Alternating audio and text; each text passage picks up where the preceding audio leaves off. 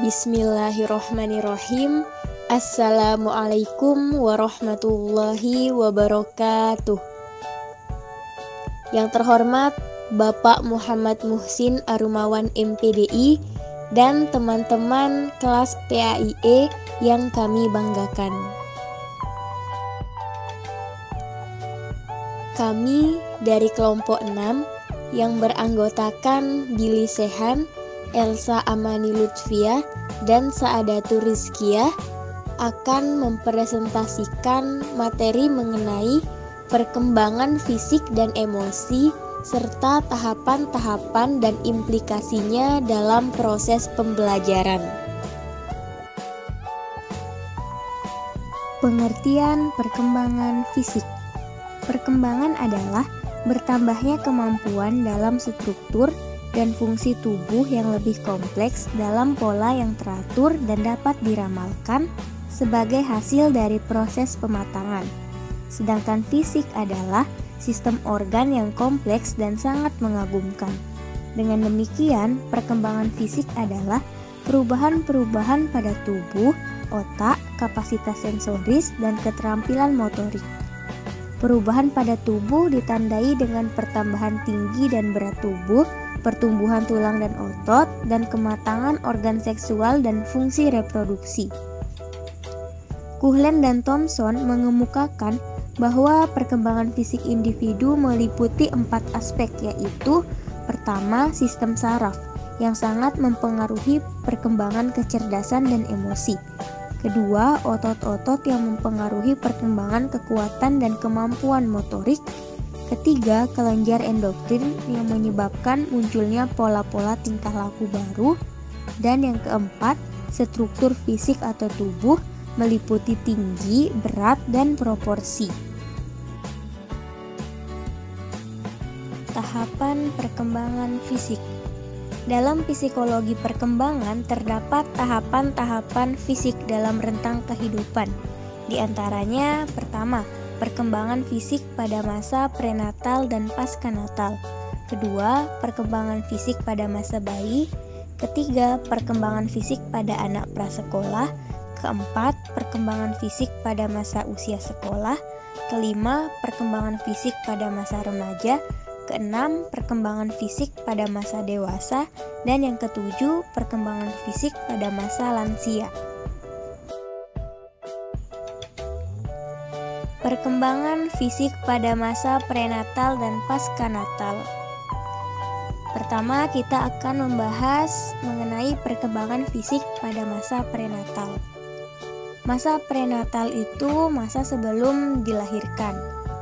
Nah, masa prenatal ini terbagi menjadi 3 fase perkembangan. Yang pertama itu tahap germinal. Adalah periode yang berlangsung kira-kira 2 minggu pertama dari kehidupan, yakni sejak pertemuan sel sperma dan sel telur yang dinamakan pembuahan. Hal ini akan membentuk satu sel baru yang disebut dengan zigot. Kemudian membelah menjadi sel yang berbentuk bulatan-bulatan kecil yang disebut blaskosis. Yang kedua, tahap embrio. Tahap embrio yaitu segumpalan darah yang semakin membeku. Tahap embrio ini dimulai dari 2 minggu sampai 8 minggu setelah pembuahan, yang ditandai dengan terjadinya banyak perubahan pada semua organ utama dan sistem-sistem fisiologis. Pada umur 8-9 minggu, organ tubuh sudah mulai muncul dan berkembang. Yang ketiga, tahap janin. Tahap janin ini dimulai dari usia 9 minggu sampai lahir. Setelah sekitar 8 minggu embrio berkembang menjadi sel-sel tulang. Dalam periode ini, ciri-ciri fisik orang dewasa secara lebih profesional mulai terlihat. Pada permulaan bulan ke-7, maka panjang janin juga semakin berkembang, kira-kira sekitar 16 inci dengan berat kira-kira 2,5 kg. Fase perkembangan paskanatal. Paskanatal yaitu masa setelah dilahirkan.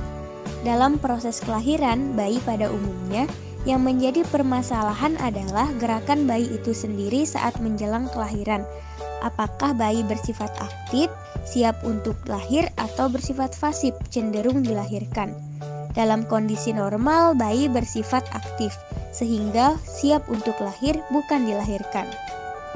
C.H. Buhler berpendapat bahwa pada umur 0 sampai 0, tidur bayi itu mencapai 21 jam, dan umur 1 sampai 0 tidur bayi mencapai 13 jam, dan selebihnya waktu bayi digunakan untuk mengadakan gerakan. Perkembangan fisik pada masa bayi. Masa bayi terjadi pada umur 0 sampai 2 tahun. Pada masa bayi, perkembangan fisik secara jelas dapat diamati, antara lain: pertama, pada 6 bulan pertumbuhannya terus bertambah dengan pesat. Kedua, tahun pertama pertumbuhan fisik sangat cepat seperti peningkatan lebih kepada berat badan dan tinggi, sedangkan tahun kedua mulai mengendur. Ketiga, pola perkembangan bayi pria dan wanita sama. Keempat, tinggi secara proporsional lebih lambat dari pertumbuhan berat badan selama tahun pertama dan lebih cepat pada tahun kedua. Kelima, dari 20 gigi seri, kira-kira 16 yang telah tumbuh sampai masa bayi berakhir. Keenam, pertumbuhan otak tampak dengan bertambahnya besar ukuran tengkorak kepala. Ketujuh, organ keinderaan berkembang dengan cepat selama masa bayi dan sanggup berfungsi dengan memuaskan sejak bulan-bulan pertama kehidupan. Kedelapan, fungsi-fungsi fisiologis. Pada masa ini, dasar pembinaan untuk pola makan, tidur, dan buang air harus berbentuk. Kesembilan, perkembangan penguasaan otot-otot mengikuti pola yang jelas dan dapat diduga yang ditentukan oleh hukum arah perkembangan. Perkembangan fisik pada anak prasekolah. Pertama, perkembangan fisik anak prasekolah dengan bayi sangat berbeda. Tingkat pertumbuhan anak-anak awal lebih lambat dibanding selama masa bayi. Namun, keterampilan motorik kasar dan motorik halus justru berkembang pesat. Selama masa ini, anak terlihat semakin langsing, sementara batang tubuh mereka semakin panjang. Kedua, pertumbuhan gigi selama 4-6 bulan pertama dari awal masa anak prasekolah. 4 gigi bayi yang terakhir hingga geraham belakang akan muncul hingga mencapai 20 buah, di mana gigi susu akan tanggal pada akhir usia prasekolah dan digantikan oleh gigi tetap yang tidak akan tumbuh sebelum anak berusia 6 tahun. Yang ketiga, pertumbuhan otak dan sistem saraf pada saat bayi mencapai usia 2 tahun dengan rata-rata 75% dari otak orang dewasa. Sedangkan pada usia 5 tahun, otak dan sistem sarafnya bisa laju berkembang hingga 90% dari otak orang dewasa. Yang keempat, pada usia 3 tahun, anak hampir menguasai cara berjalan dengan baik. Dan sekitar umur 4 tahun, anak hampir menguasai berjalan seperti orang dewasa. Hal ini ditandai dengan berkembangnya keterampilan motorik baik kasar maupun halus. Perkembangan fisik pada masa usia sekolah. Periode ini dimulai sejak usia mencapai 6 tahun dengan ditandai gerak atau aktivitas motorik yang lincah. Begitu juga dengan keterampilan belajar yang semakin ideal dan sempurna seperti menulis, menggambar, melukis, dan banyak lainnya. Kedua yaitu pertumbuhan pada organ tubuh juga terbentuk seperti mulut dan rahang bertambah membesar, dahi melebar, bibir semakin berisi, hidung menjadi lebih besar dan terbentuk, leher menjadi lebih panjang, dada melebar, lengan dan tungkai memanjang, tangan serta kaki dengan lambat tumbuh sebesar serta kenaikan tinggi badan yang berkisar 3-5 pound per tahun.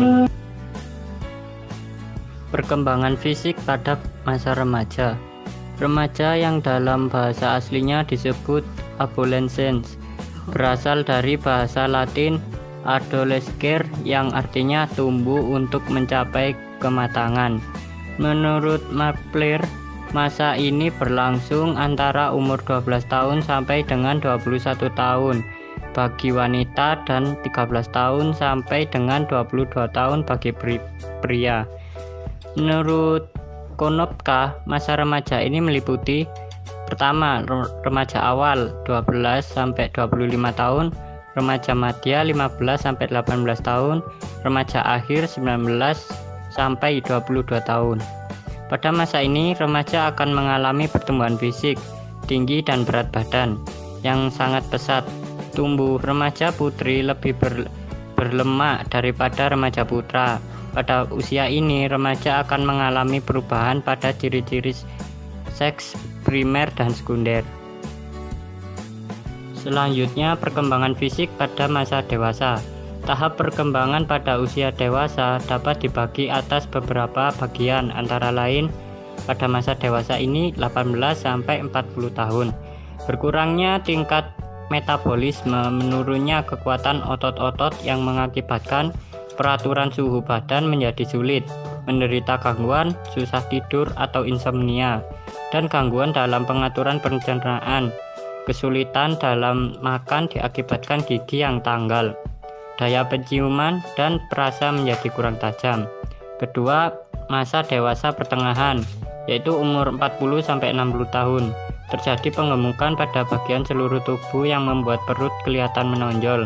Kulit pada wajah, leher, lengan, dan tangan menjadi lebih kering dan keriput. Berkurangnya rambut dan berubah.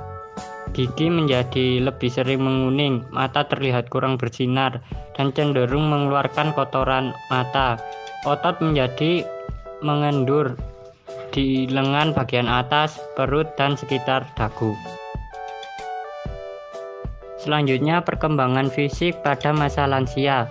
Yang pertama, masa lansia adalah periode penutup dalam rentang hidup seseorang, yaitu suatu periode di mana seorang telah beranjak jauh dari periode terdahulu yang lebih menyenangkan atau beranjak dari waktu yang penuh manfaat.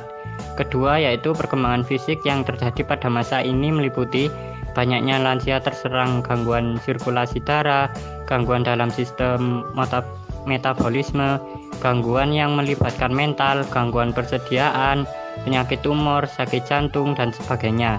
Dan ketiga, selain itu, lansia juga mengalami perubahan penurunan fungsi indrawi, misalnya dalam penglihatan, pendengaran, perasaan, penciuman, perabaan, dan lebih sensitif terhadap rasa sakit. Pada masa ini persediaan menjadi kaku, postur tubuh yang bengkok, dan daya ingat menurun sehingga terjadi kepikunan. Selanjutnya, implikasi perkembangan fisik dalam proses pembelajaran. Dalam proses pembelajaran, peran seorang guru sangat penting untuk mengoptimalkan perkembangan fisik anak. Guru hendaknya memberikan perhatian yang cukup terhadap aspek perkembangan fisik anak. Berikut implikasi perkembangan fisik dalam proses pembelajaran antara lain: menggunakan model pembelajaran non-formal, mengadakan pembelajaran olahraga bagi anak, serta didik harus selalu diingatkan tentang pentingnya kesehatan dan memberikan waktu istirahat dalam kegiatan belajar. Adapun cara yang digunakan untuk mempelajari suatu keterampilan akan memperoleh kualitas yang baik dengan cara meniru dan pelatihan. Perkembangan emosi. Perkembangan emosi adalah suatu tahapan atau perubahan perasaan seseorang dalam menyikapi berbagai hal atau peristiwa, yang mana merupakan bentuk dari proses kedewasaan atau kematangan yang berlangsung secara terus-menerus dengan pola teratur dan berkesinambungan. Emosi di sini memiliki beberapa ciri, yaitu lebih bersifat subjektif, seperti pengamatan dan berpikir, bersifat fluktuatif atau tidak tetap, dan banyak bersangkut paut dengan peristiwa pengenalan panca indera. Emosi dapat dikelompokkan ke dalam dua bagian, yaitu emosi sensoris dan emosi kejiwaan atau psikis. Emosi sensoris adalah emosi yang ditimbulkan oleh rangsangan dari luar terhadap tubuh, seperti rasa dingin, sakit, manis, lelah, kenyang, dan lapar. Sedangkan emosi psikis adalah emosi yang mempunyai alasan-alasan kejiwaan. Yang termasuk emosi ini diantaranya adalah: yang pertama, perasaan intelektual, yaitu perasaan yang mempunyai sangkut paut dengan ruang lingkup kebenaran. Yang kedua, perasaan sosial, yaitu perasaan yang menyangkut hubungan dengan orang lain, baik bersifat perorangan atau kelompok. Yang ketiga, ada perasaan susila, yaitu perasaan yang berhubungan dengan nilai-nilai baik dan buruk atau etika norma. Yang keempat ada perasaan keindahan, yaitu perasaan yang berkaitan erat dengan keindahan dari sesuatu, baik bersifat kebendaan maupun kerohanian. Dan yang terakhir ada perasaan ketuhanan, yaitu perasaan untuk mengenal Tuhannya. Merupakan kelebihan manusia sebagai makhluk yang paling sempurna ciptaan Tuhan. Manusia dianugerahi fitrah kemampuan atau perasaan untuk mengenal Tuhannya. Berikutnya adalah tahapan-tahapan dalam perkembangan emosi. Penting bagi orang tua dan pendidik untuk memahami perkembangan emosi peserta didik, sebab perkembangan emosi yang optimal dapat membantu mereka memiliki tingkat kesadaran diri dan sosial yang tinggi. Selain itu, perkembangan emosi pada peserta didik yang berjalan dengan baik dapat membuat mereka belajar mengontrol perasaan dan mengasah kemampuan dalam mengambil keputusan. Berikut adalah tahapan-tahapannya. Pada usia 3-6 tahun, anak tidak dapat memahami dua perasaan dapat muncul sekaligus. Mereka bahkan tidak dapat menerima dua perasaan emosi yang mirip pada satu waktu. Pada usia 6-7 tahun, anak-anak mengembangkan kategori terpisah untuk emosi positif dan negatif. Mereka dapat menyadari dua emosi dalam satu waktu, tetapi hanya apabila kedua emosi tersebut bersifat positif saja atau negatif saja dan ditujukan kepada target yang sama. Pada usia 7-8 tahun, anak dapat menyadari bahwa mereka memiliki dua perasaan yang sejenis terhadap target yang berbeda. Akan tetapi, mereka tidak dapat menerima untuk memiliki dua perasaan yang berlawanan. Pada usia 8-10 tahun, anak dapat mengintegrasikan rangkaian emosi positif dan negatif. Mereka dapat memahami bahwa mereka memiliki dua perasaan yang saling bertolak belakang dalam satu waktu, tetapi hanya jika kepada target yang berbeda. Pada usia 11 tahun, anak dapat mendeskripsikan perasaan yang saling bertentangan terhadap target yang sama. Berikutnya adalah tahapan perkembangan emosi pada peserta didik usia 10-21 tahun. Pada usia 10-12 tahun, peserta didik biasanya akan menghadapi perubahan fisik di awal masa pubertas. Perubahan tersebut membuat mereka merasa canggung dan insecure. Kondisi ini dapat membuat mereka hanya memikirkan dirinya sendiri dan cenderung membanding-bandingkan dirinya dengan teman sebaya. Kemudian pada usia 13-14 tahun, umumnya peserta didik cenderung lebih merasa sensitif terhadap masalah sosial, seperti sedang dikucilkan oleh teman-teman sebayanya di sekolah. Pada fase ini, emosi di dalam dirinya sedang bergejolak. Bisa jadi ia meluapkan rasa kesalnya dengan menutup pintu kencang-kencang dan menjaga jarak dengan orang tuanya. Pada usia 15-16 tahun, sebagian dari mereka merasa stres tentang nilai ujiannya di sekolah atau hubungannya dengan teman atau pacar. Pada masa ini, peserta didik menjadi cukup labil.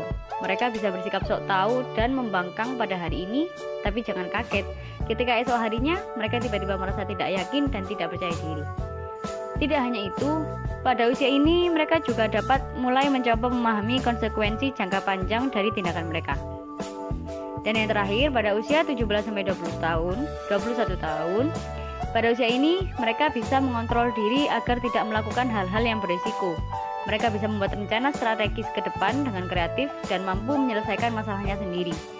Prioritas peserta didik di usia ini biasanya tertuju pada masa depan, seperti masuk ke perguruan tinggi favorit hingga bekerja.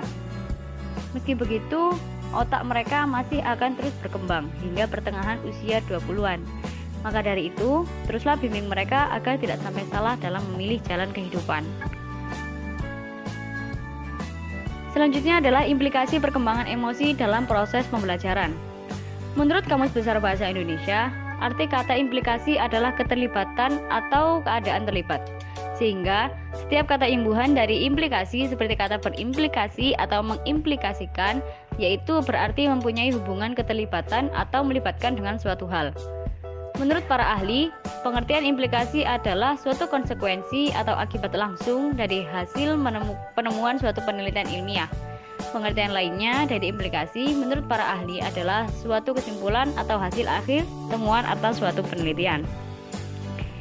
Metode belajar yang menunjang perkembangan emosi anak antara lain belajar dengan cara mempersamakan diri dengan orang yang dikagumi, belajar melalui pengkondisian melalui proses asosiasi, pelatihan atau belajar di bawah bimbingan dan pengawasan terbatas pada aspek kreasi.